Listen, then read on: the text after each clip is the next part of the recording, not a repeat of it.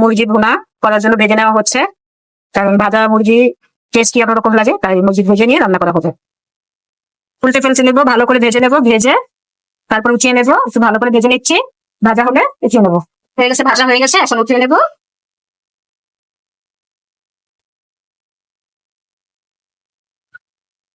ও সরষের তেল, কারণ আমরা সরষের তেলটা খাই, আস্ত গরম মশলা দিয়ে দিচ্ছি, পেঁয়াজ পেঁয়াজ কুচি দিয়ে দেবো, দিচ্ছি দুটো তেজপাতা,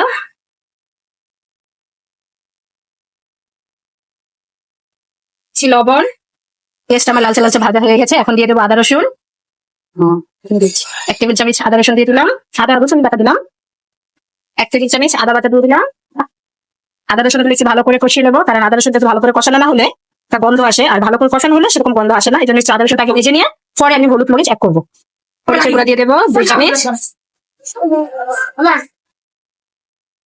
1 চামচ হলুদের গুঁড়া দেবো, 4 চামচ হলুদের গুঁড়া দিয়ে দেবো।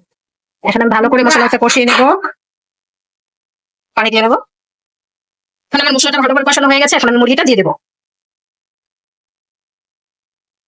ভালো করে কষিয়ে তারপরে ঝোল দিয়ে দেবো। এখন আমার মশলা কষানো হয়ে গেছে, দেখেন কালারটা কি সুন্দর এসেছে। এখন আমি পরিমাণ মতো ঝোলের পানিটা অ্যাড করে দেবো। আমাদের বাসায় আবার একটু ঝোলটা মোটামুটি সবাই পছন্দ করে, তাই আমি পানি দিলাম। আপনারা যদি ঝোল পছন্দ না করেন তাহলে একটু কম দিবেন, একটু ভুনা ভুনা যদি করতে চান তাহলে সেভাবে করবেন।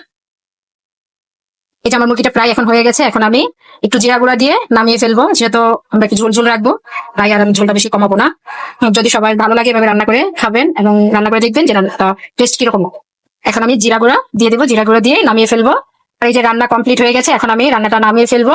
নামিয়ে অবশ্যই আপনাকে সমস্ত কিছু আজকে কি কি রান্না করেছি পরিবেশন করে দেখাবো।